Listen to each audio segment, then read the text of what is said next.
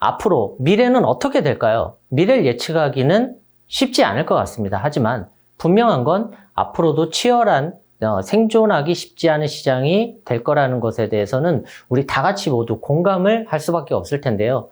그럼에도 불구하고 위기와 기회가 공존하듯이 틈새는 항상 있기 마련이라고 생각됩니다.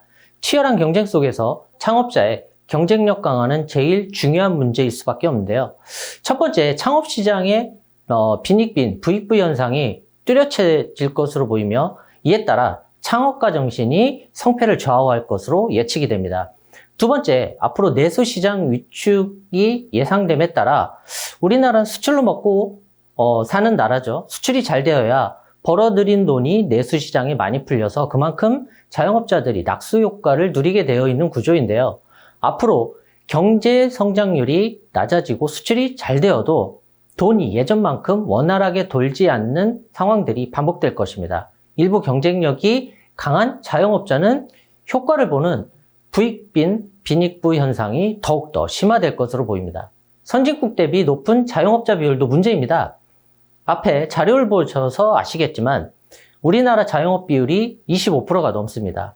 그렇다면 왜 이렇게 자영업자 비율이 높을까요? 여러 가지 문제가 있지만 가장 중요한 문제는 일자리가 부족하다는 문제를 가지고 있죠. 일자리가 부족하다 보니 퇴직자, 취업이 어려운 청년, 경력 단절 여성 등 다양한 층에서 너도 나도 자영업 시장에 뛰어들고 있기 때문입니다. 즉, 취업에 대한 대안으로서 창업의 문을 두드리고 있기 때문인데요. 그렇다고 자영업 시장에 도전하는 분들이 충분한 준비 시간과 검증을 통해서 준비하는 것도 아닙니다.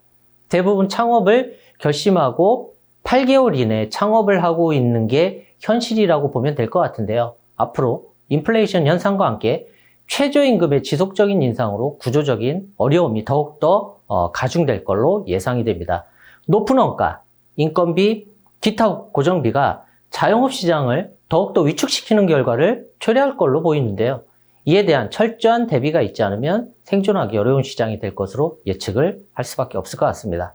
세 번째, 서비스 산업 활성화에 따른 기회 요인도 존재할 것으로 보입니다.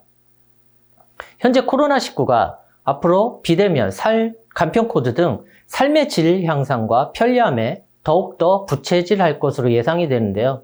단순 외식업이나 서비스업, 이런 프랜차이즈 창업보다는 유통구조의 변화로 인한 간편 플랫폼 서비스 산업이 더욱더 급성장할 것으로 조심스럽게 예측도 해볼 수 있을 것 같습니다. 네 번째, 4차 산업혁명이 가지고 올 스마트 시장에 대한 내용입니다.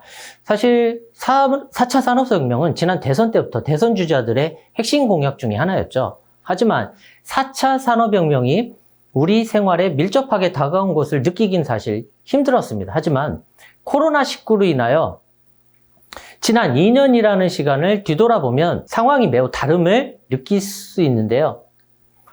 이제는 IT 기술 발전으로 유통과 비대면 시장의 발전이 많이 이루어짐을 느낄 수 있었습니다. 이제는 디지털, 모바일 중심으로 좀 빠르게 바뀜으로써 4차 산업혁명에 성큼 다가갈 것으로 보입니다.